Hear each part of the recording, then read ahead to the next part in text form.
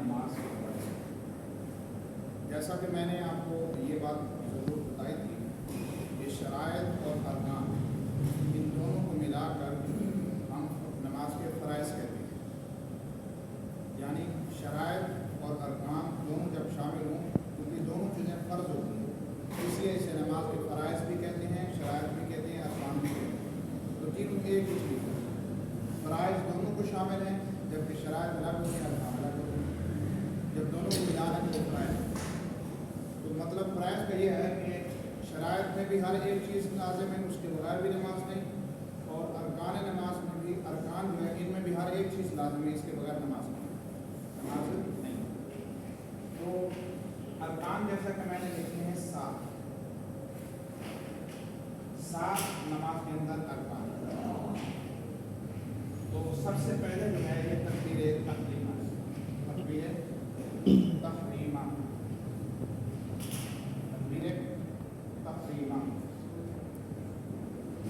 اس کو تکبیر اولیٰ بھی کہتے ہیں، تکبیر اولیٰ یعنی پہلی تکبیر، فرسٹ۔ باقی کی تکبیریں ہیں نا، تو فرسٹ جو پہلے نمبر پہ تکبیر ہوتی ہے اس کو تکبیر تحریمہ، تکبیر تحریمہ کو تکبیر اولیٰ بھی کہتے ہیں، پہلی تکبیر اللہ اکبر نماز میں جو تکبیر اولیٰ کے حوالے سے شاید ہمیں نہیں پتہ کہ یہ تکبیر اولیٰ کی اہمیت کیا ہے۔ ترمذی شریف میں حدیث پاک ہے کہ کوئی بندہ 40 دن تکبیر اولیٰ کے ساتھ باجماعت نماز ادا کرتا ہے تو اللہ اسے 2 چیزوں کا انعام عطا کرتا ہے۔ یہ مطلب کوئی بندہ 40 دن مسلسل تکبیر اولیٰ کے ساتھ باجماعت نماز پڑھتا ہے تو پہلی چیز یہ ہے کہ اللہ تعالیٰ اسے دوزخ سے نجات کرتا ہے۔ دوسری چیز جو ہے اللہ تعالیٰ اس سے نفاق جو ہے وہ دور فرما، نفاق یعنی فاقہ کشی، جس کو نفاق، فاقہ کشی سے اللہ تعالیٰ اس کو نجات دیتا ہے۔ تو نفاق سے نجات اور جہنم سے بھی نجات تکبیر اولیٰ میں موجود ہے۔ اگر ہم چاہتے ہیں کہ ہمارے گھر میں فاقہ کشی نہ ہو، ہمیں نفاق سے فقر سے نجات حاصل ہو، تو تکبیر اولیٰ کے ساتھ نماز لازم ہے، کیونکہ حدیث پاک کے مطابق 40 دن مسلسل جو بھی بندہ تکبیر اولیٰ کے ساتھ نماز پڑھتا ہے اللہ اسے یہ انعام دیتا ہے۔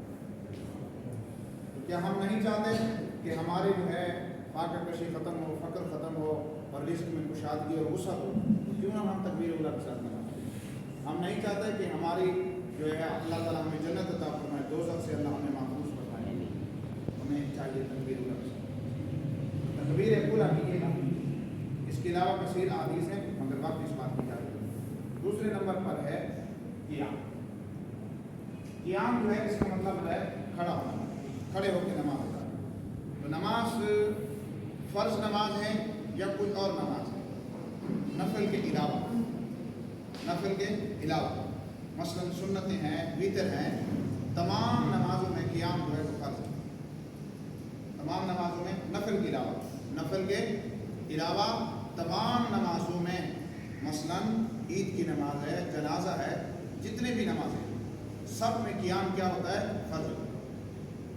سوائے نفل کے اس کو آپ بیٹھ کے پڑھ سکتے ہیں، اس لیے کہ اس میں قیام فرض نہیں ہے۔ ہاں حدیث پاک میں جو بندہ قیام کے ساتھ نفل پڑھتا ہے تو اس کا جو ثواب ہے وہ ڈبل اس کو ملتا ہے، یعنی کھڑے ہو کے نفل پڑھنا بیٹھنے کی بنسبت اجر اس کا زیادہ ہے۔ تو قیام کی یہ فضیلت۔ نبی پاک علیہ الصلوۃ والسلام جب معراج شریف میں تشریف لے گئے تھے تو واقعہ معراج میں رکوع، سجود اور قیام کی اہمیت بھی ثابت ہوتی ہے۔ جب آپ تشریف لے گئے تھے تو آپ نے فرشتوں کو قیام کی حالت میں بھی دیکھا، رکوع کی حالت میں بھی دیکھا، سجود کی حالت میں بھی دیکھا۔ ان تمام چیزوں کے بارے میں حضرت جبریل امین نے فرمایا یا رسول اللہ آپ دعا فرمائیں، اس ثواب اللہ تعالیٰ آپ کی امت کو عطا فرمائیں۔ رسول اللہ صلی اللہ علیہ وسلم نے فرشتوں سے کہا تھا کہ اس کا ثواب ہے، ہم دعا مانگتے ہیں کہ اللہ تعالیٰ میری امت کو عطا فرمائے، تو اللہ تعالیٰ نے ضرور دعا۔ کتنے خوش نصیب امتی ہیں کہ قیام اور رکوع سجود صرف آپ نہیں کرتے، یہ فرشتے بھی اللہ کی بارگاہ میں. آپ کو میں آگے اس کے سجود اس سجدے کی جو اہمیت ہے وہ بھی تھوڑی سی بتا دوں گا کہ قرآن میں جو سجدے کے بارے میں ہے, جب ابلیس نے سجدہ کیوں نہیں کیا اور ہم 2 سجدے کیوں کرتے ہیں, اس کی بھی میں انشاءاللہ حکمت بتاؤں گا. قیام دیہات یہ جو نماز کے اندر فرض ہے, سوائے نفل کے اندر فرض نہیں ہے. تو قیام کی بہت بڑی فضیلت ہے, نماز کے اندر یہ فرض ہے. کوئی بھی فرض عذر کی بنا پہ ساقط ہو جائے.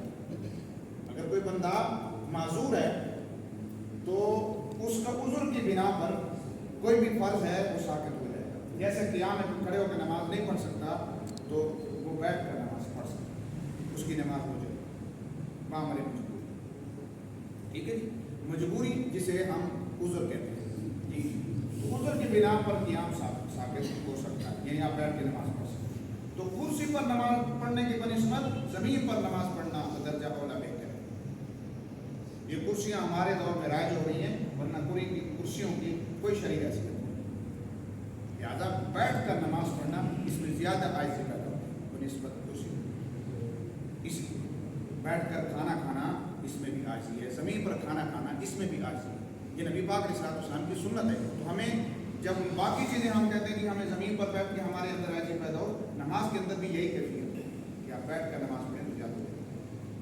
تو قیام ثابت ہو جاتا ہے جب آپ معذور ہیں, آپ کھڑے نہیں ہو سکتے, گھٹنوں میں درد ہے, اس طرح. بعض لوگ اس چیز کی پرواہ بھی نہیں کرتے کہ قیام کچھ اس کی حیثیت ہے یا نہیں ہے, بس ٹھیک ہے آپ کے دوڑتے ہوئے آئیں گے کرسی کو بیٹھ کے نماز پڑھنا شروع کریں. لہٰذا اب میں آپ کو بتاؤں یہ قیام جو ہے, قیام اور سجدے کا آپس میں تعلق ہے.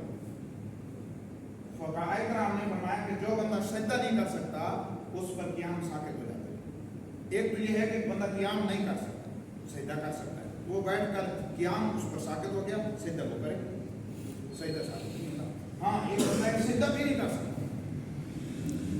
تو پھر اس پر قیام فرض نہیں ہوگا, وہ بیٹھ کے نماز پڑھ سکتا. اگر بندہ سجدہ نہیں کر سکتا, ٹھیک ہے جی, کمر میں درد ہے, کسی بھی تکلیف کی وجہ سے عذر کی بنا پر, تو قیام جو ہے وہ اس سے ثابت. اس لیے معاملے مجبوری قیام کو چھوڑا جا سکتا ہے. ٹھیک ہے, بیٹھ کے نماز پڑھیں گے تو قرات. قرآن پاک میں اللہ تعالیٰ فرماتا ہے کہ سورۃ مزمل میں فقرؤوا ما تیسر من القرآن, قرآن سے جتنا میسر اور آسانی سے آپ تلاوت کر سکتے ہیں اتنا پڑھیں. نماز میں آپ ایک چھوٹی سورت پڑھ سکتے ہیں تو چھوٹی سورت پڑھیں, بڑی سورت پڑھ سکتے ہیں بڑی, یعنی کسی پر پابندی نہیں ہے کہ اتنی تلاوت کرو. ہمیں کسی پر امام پر یا غیر امام پر یہ نہیں کہنا چاہیے کہ آپ اتنی تلاوت کریں, آپ اتنی تلاوت کریں. اگر ہم رسول اللہ صلی اللہ علیہ وسلم کی قرات کی بات کریں تو آپ بہت لمبا قیام فرماتے تھے, بہت بڑی قرات, بڑی پوری صورتیں پڑھتے تھے. ہم تو کچھ بھی قرات نہیں کرتے. رسول اللہ صلی اللہ علیہ وسلم کی قیام کی جب آپ کی قرات کی اہمیت سورۃ مزمل سے ثابت ہوتی ہے. یا ایھا المزمل قم اللیل الا قلیلا, اے کالی کملی والے آپ قیام ضرور فرمائیں مگر تھوڑا سا, الا قلیلا, کم. تو ظاہر ہے جب قیام ہوگا تو اس میں قرات بھی لمبی ہوگی. قیام کس لیے ہے, اس میں پڑھا جا رہا ہے, اس لیے قیام لمبا ہو رہا ہے. تو قیام اور قرات کا کتنا تعلق ہے آپس میں کہتا ہے. اس لیے قرات جو ہے اس کا مطلب ہوتا ہے پڑھنا. آپ قرآن سے جتنا میسر ہو, کتنی امت کے لیے آسانی ہے کہ آپ جتنا پڑھ سکتے اتنا پڑھیں, اور جتنا زیادہ پڑھیں گے اتنا زیادہ ثواب. تو ہماری جو فقہاء کی دلیل, فقہاء کی جو دلیل ہے احناف کی دلیل فقرؤوا ما تیسر من القرآن, تو قرآن پاک میں یہ جو حکم آ گیا یہ فرض ہے, اس لیے قرات فقرؤوا ما تیسر, جو میسر ہو پڑھیں, تو یہ قرآن حکم فرض ہے. اس لیے اب قرات کی مقدار جو ہے وہ کتنی ہے, ایک آیت جو ہے کم از کم پڑھی, ایک آیت پڑھنا فرض ہے. 3 آیات چھوٹی ہوں یا ایک آیت بڑی ہو یہ واجب ہے. مثلا کسی بندے نے قرآن میں سے کچھ بھی پڑھ لیا تو آگے اس نے 3 آیات مکمل نہیں کی, یا ایک بڑی آیت نہیں پڑھی, چھوٹی سی پڑھ لی ہے جو 3 آیات کی مقدار نہیں بھی بنتی, اس کا فرض ادا ہو جائے. آخر میں سجدہ صاحب کرے نماز ہو جائے. اگر وہ بھول جائے, اگر وہ کچھ بھی نہیں پڑھے گا نا اس کی نماز نہیں ہوگی. یعنی مطلب کچھ نہ کچھ پڑھنا ہے. مثلا سورۃ فاتحہ پڑھ لی تب بھی آپ کی قرات ہوگی, سورۃ فاتحہ نہیں بھی پڑھی تب بھی آپ نے کچھ اور پڑھا, قرآن پاک میں सूरत पढ़ ली तब भी आपकी मतलब सूरत फातिहा बोल गए तब भी आपकी किरात होगी, यानी फर्जियत पूरी हो जाएगी। कुछ पढ़ने से फर्जियत पूरी हो जाएगी। फर्जियत ये है कि कम से कम एक आयत जो लाजमी आप नमाज में पढ़ें, तो ये एक आयत फर्ज होती है, तो 3 आयत छोटी और एक बड़ी आयत वाजिब होती है। इसका मतलब ये है कि चाहे थोड़ा पढ़ें या ज़्यादा पढ़ें, वाजिब यानी नमाज के लिए किरात लाजिम है, इसके बगैर नमाज नहीं है। दोनों सूरत वाजिब रह जाए तब भी नमाज सज्जा साहब के साथ मुकम्मल होगी ना, तो फिर भी लाजमी है। इसलिए कम से कम आप 3 जो है आयात हैं वो पढ़नी, यानी छोटी सूरत जैसे कुल हुवल्लाहु अहद अल्लाहु समद, इसमें 3-4 आयात हैं, तो इसलिए अगर छोटी आयात आप जैसे वल फज्र व लयालिन अश्र व शफ़ी वल वत्र, 3 छोटी आयात इतनी मकदार में कोई पढ़ लेते कुछ नमाज होती। तो ये किरात जो है फर्ज, ये बात याना डिटेल में चली जाएगी, मेरा वक्त जो है बहुत ज़्यादा हो जाएगा। मतलब कौन कौन सी ऐसी नमाज है जिसमें मसलन ये फ़राइज़ हैं, इसकी कितनी कौन सी रकातों में कौन सी सूरतें पढ़ना वाजिब है या फ़र्ज़ है, या आखिरी 2 रकातों जैसे 4 रकात के फ़राइज़ हैं, इनकी पहली 2 रकातों का क्या हुक्म है, एंड वाली का क्या हुक्म है, जो वितर है इसका क्या हुक्म है, सुन्नत में किरात का क्या हुक्म है, ये तफसीली बात है, ये इंशाल्लाह बात है, क्योंकि हमने टाइम को पेश नजर रखा। तो इतना मैं बताता चलूँ किरात के। आगे आ जाए रुकू का मतलब होता है झुकना। वाक़िमुस्सलात व आतु ज़कात वरकअू मअर राकिईन, रुकू करो रुकू करने वालों के साथ। रुकू का मतलब होता है झुकना, तो रुकू करो, कुरान में हुक्म आ गया रुकू करने वालों के साथ, लिहाजा रुकू फर्ज है। अब रुकू की कैफियत क्या होनी चाहिए ये समझ लीजिए। रुकू फर्ज है, इसकी कैफियत ये होनी चाहिए कि आपकी जो पीठ है ये सीधी होनी चाहिए। हदीस पाक के मुताबिक अम्मा आयशा सिद्दीक़ा सलामुल्लाह अलैहा फरमाती हैं, आप ऐसे रुकू फरमाते थे, अगर पानी का प्याला भर के आपकी जो पीठ पर रख दिया जाता तो पानी का एक कतरा भी ना गिरता, वो प्याला ऐसे ही सीधा पड़ा रहता जैसे आपकी कमर है, एक कतरा भी वहीं से ना गिरता। तो आप सल्लल्लाहु अलैहि वसल्लम की रुकू किए गए, लिहाजा रुकू ऐसा करना चाहिए। बामरे मजबूरी आप रुकू जितना साहिब इस्तिताअत कर सकते हैं उतना करें, अगर मजबूरी नहीं है तो रुकू अगर ऐसा ना किया तो फिर जो रुकू का मुकम्मल ना हुआ तो नमाज नहीं होगी। लिहाजा बामरे मजबूरी कोई बंदा अगर जितनी इस्तिताअत के मुताबिक वो झुकना चाहता है, रुकू करना चाहता है, उसका रुकू हो जाएगा, फिर नमाज उसकी मुकम्मल हो जाएगी। अगर देखो एक बंदे के पास इस्तिताअत है उसके बावजूद वो थोड़ा झुकता है, इसका मतलब ये है कि उसका रुकू मुकम्मल नहीं है। रुकू तब मुकम्मल होगा जब पीठ सीधी हो, हाथ जो है वो घुटने आपने पकड़े हुए हैं, और ऐसे ना पकड़े हों बल्कि आपकी जो ये उंगलियां हैं ये सीधी घुटने पर होनी चाहिए, ऐसे ना, ऐसे ना पकड़े, यानी ऐसे ना बल्कि ऐसे होनी चाहिए। मैं अगर आपको रुकू करके दिखाऊं तो आप कहेंगे ये देखिए हाथ ऐसे नहीं होनी चाहिए, ठीक है जी, ऐसे नहीं होने चाहिए, और जो मेरा बजावत कैसे हम ये दोनों तरीके गलत है। ऐसे बाजू को फैलाना ये भी गलत है, ठीक है जी। तो दूसरा यह कि कमर को नीचे ले जाना, ये दोनों तरीके गलत है। सही तरीका यह कि बाजू भी सीधे होनी चाहिए, कमर भी सीधी होनी चाहिए, ये सही तरीका। तो ये समझ लिया कि रुकू में हम कौन सी खता करते हैं। ये रुकू में जिस तरह मैंने आपको दोबारा, ये मेरी कमर सीधी है ना मैंने ऐसे किया हुआ है ना, जो है ना मैंने उसको ये ऐसा किया, ठीक है जी, और दूसरा बसाव का ऐसे कर, ठीक है। तो दोनों सूरतों में ये गलतियाँ नहीं पड़ जाएगी। लिहाजा रुकू जो है उसकी यह है कि आपकी कमर सीधी होनी चाहिए। तो ये रुकू की कैफियत है, ये मैंने तरीका बता दिया। इसकी डिटेल और मसाइल इंशाल्लाह हम आगे बढ़ेंगे। सुजूद ये भी फर्ज है, सजदा, तो सजदा जो है नमाज में फर्ज है। सजदे की कुरान के हवाले से हदीस में भी इसकी बहुत बड़ी अहमियत है, यानी अल्लाह ताला के सबसे ज़्यादा जो है महबूब अल्लाह ताला को सजदा है। आपकी नमाज में सबसे ज़्यादा महबूब अल्लाह को सजदा, क्योंकि इसमें सबसे बड़ी हाजिर है क़ियाम और रुकू की बनिस्बत सजदे में बहुत ज़्यादा हाजिर है।